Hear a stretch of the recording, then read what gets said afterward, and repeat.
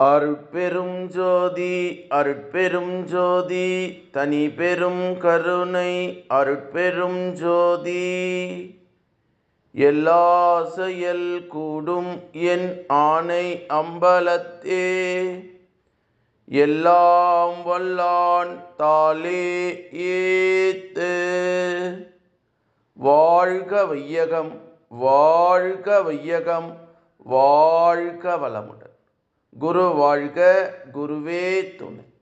அருட்பெரும் ஜோதி திரு அருள் பிரகாச வள்ளலார் ராமலிங்க சாமிகள் பாடி அருளச் செய்த திருவடி புகழ்ச்சி பாடல் 115.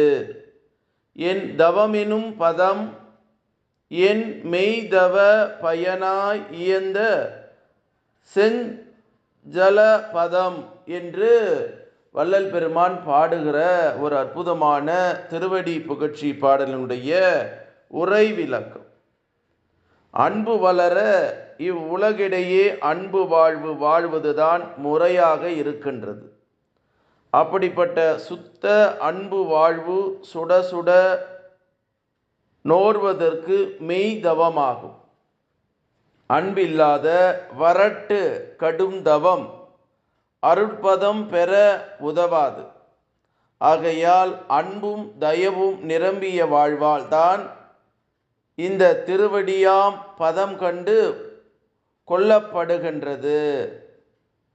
கண்டதோடு அதுவே தவ பயனாய் கிடைக்க பெற்றிட செஞ்சல பதமாய் மிளிருகின்றது. சலலம் அல்லது ஜம் ஜலஜம் என்றால் தாமரையாம்.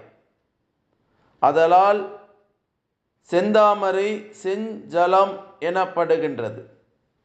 வெற்று பதமாய் இருந்தால் மட்டும் போதாது என்றுதான் செஞ்சல பதமாக செந்தாமரை பதமாக, அதாவது செம்பாகம் அல்லது பக்குவம் சேர்ந்த தாமரை நாமரை பாதமாக விளங்குகின்றதா.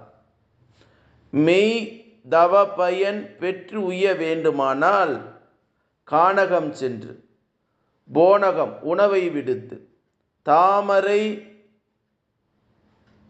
யாதனத்திலிருந்து தம் உள் தாமரையின் கடவுள் கமல பாதத்தை பாவித்து கடும் தவம் செய்யினும் திருவருள் கிட்டாது வீண் போகவே நேரும். மாறாக ஒழுக்கத்தோடு கூடிய சத் விசாரத்தால் தலைநடு தாமரை